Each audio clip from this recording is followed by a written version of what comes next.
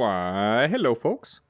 Let's do some Kuvalich hunting and let's talk about Endgame.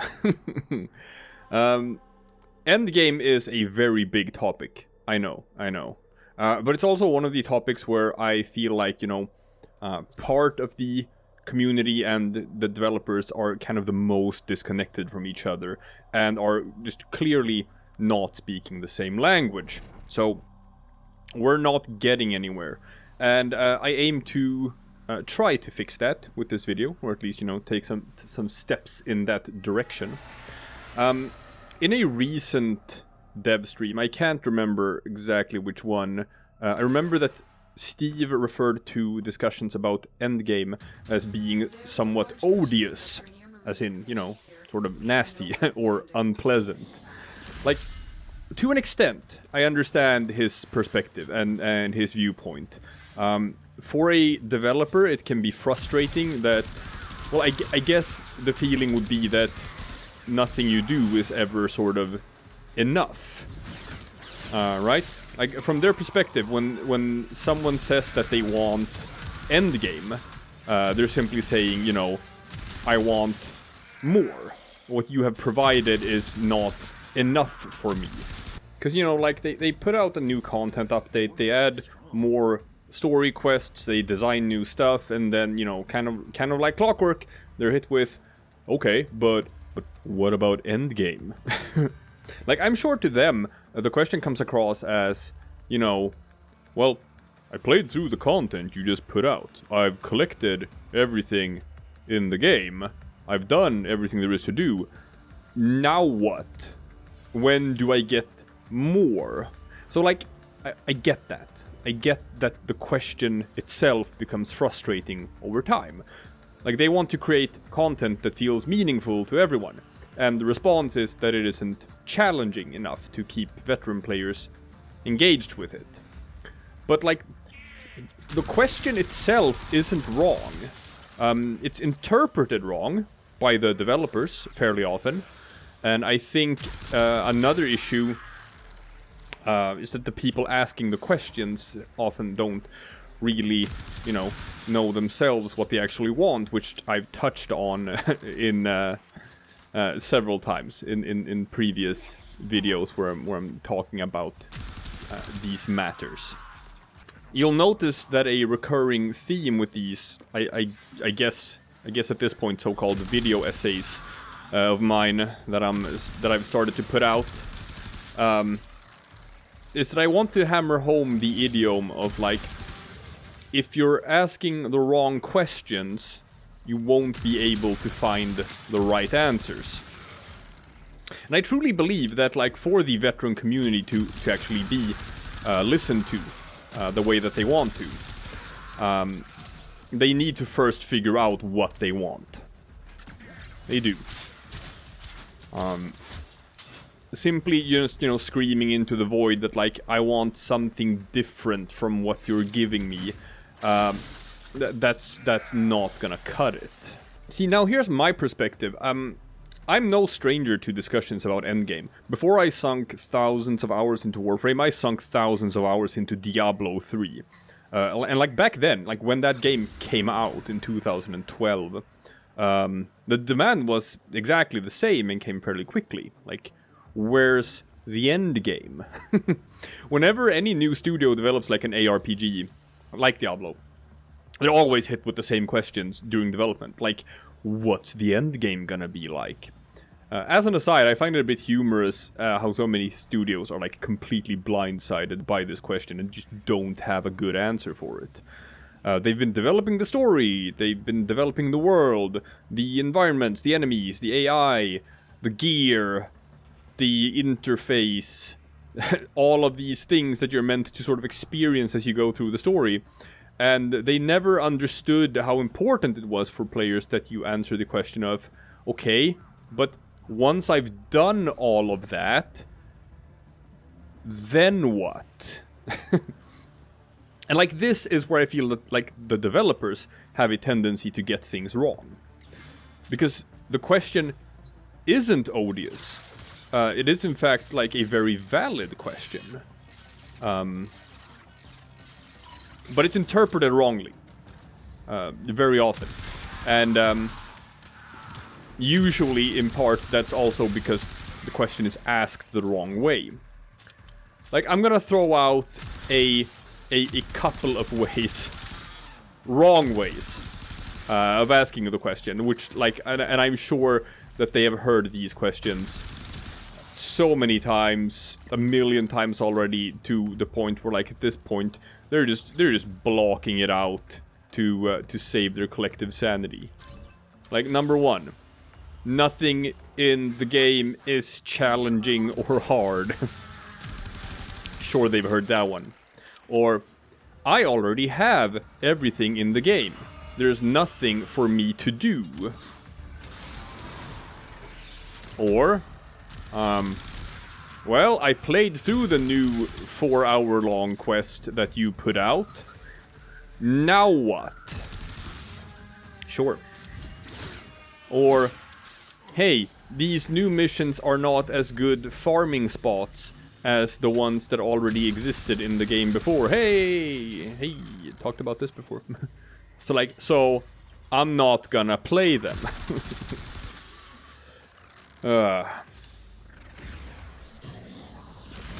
Or, and here it comes.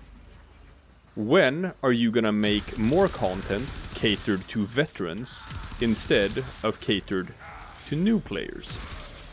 Now, I'm gonna touch on a couple of these, but, like, right away, there is something to be said for that final point, that final example question, which you probably need to understand in order to get the developer's point of view. Like, first of all, if we take a look at the current Steam charts for Warframe, which, by the way, are showing that Warframe's active player base is growing, and has been growing steadily since the beginning of last year, which is maybe some food for thought for the people claiming that Warframe is dying, or some nonsense like that.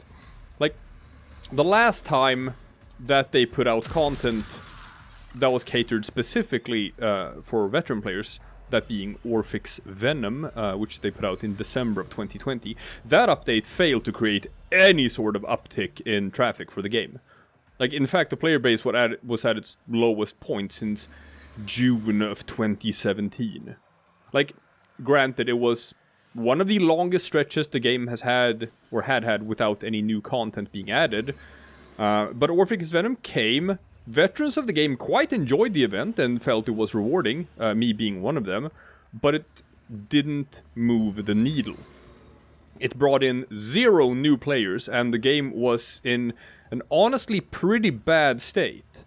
Now, since then, they've made moves to instead pull in more new players with content easily accessible for early game players. Nightwave Intermission Part 3, Star Days, lowering the barrier of entry for Railjack, and then putting out Corpus Railjack in that update.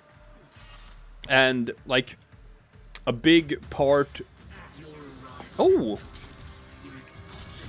Oh, hi, Lichy Lich. Well, excuse me. I gotta start paying attention to what I'm doing for a second. Damn it! Didn't get her this time either. She's sneaky that way. And I'm very close to figuring out what the final Requiem mod is gonna be, so, you know, we will eventually get to her. Don't you worry about it, people. Now back to my point. But yeah, they reduced the barrier of entry for Railjack, and then they put out the Corpus Railjack update after that. And a big part is, of course, obviously also, you know, hey, just adding Warframe to the Epic Game Store. That's most likely had an effect.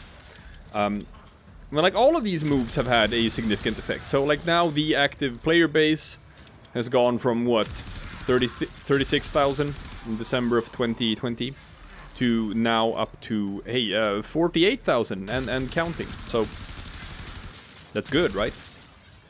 So, you know, that's part of the reason why, right? That's part of the reason why to answer that question. Making content catered to veterans doesn't bring in new players. Which is pretty logical, right? But does that mean that veterans should be ignored in favor of only making easily accessible content? Like, the short answer to this is no. The long answer is that this topic is going to be its own video. There's too much about that to cover in the context of what this video is supposed to be about, so we'll leave that for now. And we're going to be working with the assumption that the content made for veterans is important. Because it is. And here's, at least in my mind, how the question about Endgame should be formulated to properly convey the desire behind it. The question should be, what can be added as a permanent addition to the game, not connected to the story, to keep me entertained while you're working on the new story updates? That's it.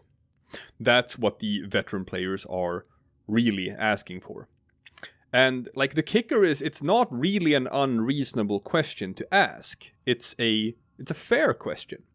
It's a question that needs to be answered. Because currently, like, even though Warframe is a so-called endless game, and even though there's always going to be new content coming out, the fact of the matter is that there is in fact an endpoint, where there is nothing left to do. Even if you have to go pretty fucking far to reach it. Because, like, see, currently Warframe's endgame is simply the grind to collect everything. Some people are gonna say it's like fashion frame or something, maybe. But I'm gonna say that the current endgame is the grind to collect everything.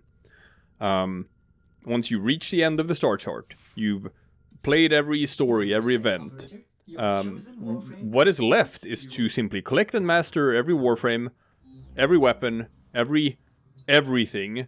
But, like, despite how tall of a mountain that is to climb, eventually you will. Eventually you will have mastered every weapon. You will have climbed to the highest mastery rank. You will have put all of the forma in both necromex. You will have cleaned out every syndicate. You will have maxed out the focus tree. And, well, then what? Right? Like, I understand from a designer standpoint that you want to keep things connected. You want your updates to be connected to the story, to feel like the narrative of the game is being carried forward. Creating something that's separate from that, like simply to cater to veteran players, can seem like a bad use of your time. Sure. But the reason why this question needs to be answered is because, hey, you know what? Warframe has been around since 2013. It's an old game, and the longer a game sticks around, the larger of a percentage of the player base is going to be these quote-unquote veteran players. There's quite a lot of us around nowadays. And, like, the more time passes, the more pertinent it's going to be for the developers to answer the question of how do we keep these guys entertained? Because while you want a constant influx of new players, and while you want to develop the story, I understand all of that, you also want to keep existing players sticking around for as long as possible. Figuring out an answer to that question is how Diablo 3 managed to stay on the throne as the king of all ARPGs for an entire fucking decade, where so many veteran players simply stuck around and just kept playing year after year after year after year, instead of migrating elsewhere, despite the fact that they have already explored everything that there is to explore in the game. So, there has to be things in the game catered to both. And this is why asking the wrong questions and giving the developers the wrong idea about what it is we actually want leads to unhelpful results. Like, I'll give an example. Arguing that nothing in the game is challenging or hard is walking down the wrong path. Like, I'll be real with you. Warframe is not a hard game. And, like, hell, Warframe's selling point has never been that it's supposed to be a hard game either. The selling point is that you get to be a cool space ninja. It's not designed around difficulty with responsive AI or precise hitboxes requiring perfect input commands or punishing you for small mistakes, etc., etc. This is not Sekiro. This is not Street Fighter. It's not how the game is built. So when the request for like more challenging content comes in, that's kind of tough for the developers to deal with. And traditionally, they've done a pretty, like, sort of piss poor job at it, to be honest. Difficulty becomes things like, you know, status immune enemies, which just sort of invalidates half of the things that you're building around and just forces you into certain playstyles. It's the wrong way to go. Or like bullet sponges with stupid armor values. And like all of this is just sort of artificial band-aids. They don't create a challenge that feels meaningful. They made Kuvaliches as a response to this request from the community, and like I think Kuvaliches and Kuvalich hunting is the prime example of how asking the wrong questions led to getting the wrong answers. This is not a good answer, because we weren't clear on what we wanted either. Funnily enough, the actual most challenging thing that they've ever put in the game, like the missions to farm for Grendel where you can't use mods. Most players hate that, and they don't want to interact with that at all, like actual difficulty. Like, hey, if you're one of those players, did you know that I put out a video for how to solo farm Grendel and how to clear those missions in a really, really easy way, like super easy? Go check out my video on how to solo farm Grendel, and, you know, then come back and thank me when you just done all of them in a jiffy and finally got him. Anyway, back to the video. Again, I have been a bit sneaky with how I've titled this video. Like, when talking about Endgame and how to build an endgame correctly, it's not actually a question of challenging versus meaningful. It's not. True endgame has to be both. It has to be both challenging and meaningful. There needs to be a reason to engage with it based on the game mode itself and just how fun it is to play it.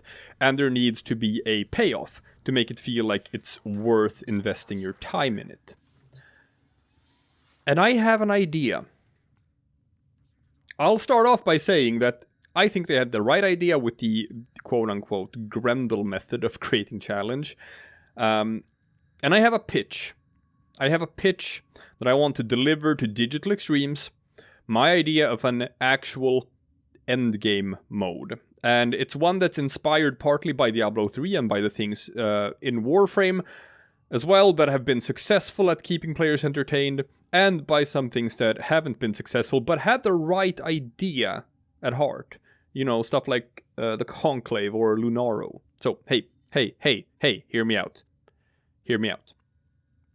Here's what I envision. Competition with other players is an excellent way of creating a challenge that feels meaningful to veteran players. That's where you'll find the key. That's where you'll be able to create something like a space to be that makes people come back year after year. Something you can always do that never gets old. But I also acknowledge and understand, and we all know at this point, that Warframe is a PvE game. It's player versus enemy. It's not a PvP game. That's how it's built. PvP game modes like the Conclave have been a bust. Like, no one plays Conclave. Because that's not how people want to play the game, and it's not particularly balanced for it either. This exact thing happened in Diablo 3. During development, they had plans for a PvP mode for Diablo 3, and that was like scrapped and like completely abandoned once they realized that it just did not mesh with what the game was supposed to be, what players wanted it to be. And like, while Lunaro is cute, it's like it's not what the vast majority of people install Warframe for. It just isn't. So what you want is a PvE mode based around competition with other players, designed around Warframe's core gameplay that people tune in for. My idea would be something akin to sorties, but on a much, much wider scale. I envision a game mode based around completing certain challenges with certain modifiers, rotating weekly, played out in seasons, just like Diablo has seasons. Maybe one week it could be like a boss rush, right? But with only certain Warframes and weapons eligible, and with certain predetermined mods unusable, maybe, right? It's like, oh, hey, you can't use Blood Rush or Weeping Wounds, stuff like that. And you're measured on how fast you're able to clear it. The next week, it could be trying to last as long as possible in a survival mission, with a minimum amount of time needed to be considered to have cleared it. But again, with rules that you have to abide by for how to make your build for the mission. Like, I don't know, shotgun only, and death detonation, and low gravity, and no vitality mods, right? Whatever. The world is your oyster. You can come up with whatever, like, wacky rules you want for each week. And creating unique modifiers for this game mode alone would also, like, just as an aside, give developers, like, a ton of data for how the game in general would feel if certain changes were made, like as inspiration for balance updates, stuff like that. You can test it out in a controlled environment. And I would create leaderboards for this, like Diablo 3 has for its seasons. I would make separate leaderboards for group play and for solo play, catering to both those who want to play in a group and those who prefer to play the game by themselves. You know, like, content creators would get a kick out of this, and like veteran players would get a kick out of this, and it would give new players something to look forward to participating in, like when they get there in the future. I'd make each season last 3 months, then do like a leaderboard reset, so you can run 4 seasons per year. I'd have decently good rewards for simply participating and clearing the weekly challenges, to make it feel worth it by itself, just to play with this new thing. But I'd also create like something really cool and stupid for those who manage to be on the leaderboard at the end of the season. Like, over time, you'll figure out how large the leaderboards need to be, depending on how popular the game mode turns out to be. Like, are we talking top 250? Top 1,000? Like, I don't know. Just time will tell, and be able to figure out where you need to put it so that enough people get it to where it doesn't feel too exclusive and it feels too hard to achieve it, but also like not inflate things too much, right? Anyway, like I said, I want the reward to be something actually stupid. To give people like an incentive to engage with this and push as hard as they can. And I want it to be something that's interesting for a veteran player, but probably not particularly interesting for a new player, right? My idea would be this. A one-use item, like sort of akin to an Umbra Forma, that permanently unlocks the capability for a second Helminth infusion on a single Warframe. That's it. That's the seasonal reward. Is that powerful? Yes, absolutely. It's stupid powerful. But even if you manage to end up on every single leaderboard in every single season, it would take you more than 10 years to unlock this ability on every single Warframe. Or more than 5 years if you actually manage to end up on both the group and solo leaderboards in every season. And hey man, there aren't even that many Warframes that even want to replace 2 of their abilities, even if they could. But I'm just saying, it could actually turn like Inaros into an actual good Warframe. Ho, hey. Dropping some truth here. So yeah, that's my idea. Put something like that in the game, and like all of the complaints about no endgame would disappear overnight. It would just be gone forever. And like you'd have something that veterans can always spend their time on, like while waiting for new story updates to come out. It would feel both challenging and meaningful at the same time to engage with. And like, hey, as a bonus, then you wouldn't have to like be forced to create the bad kind of artificial challenge in those other content updates that no one is honestly really actually asking for anyway. So yeah, those are my 5 cents. Let me know in the comment section how you feel about the idea of endgame content and what like that concept means to you. so we can continue to just frame the discussions in productive ways moving forward. What would you like to see incorporated into the game that would keep you coming back for like many more years to come? Because like, hey, that's the ideal scenario, right? That's what we all want. Anyway, that's it for me today. That is today's discussion topic. And I will see you again tomorrow. Woo! For something completely different. Bye-bye.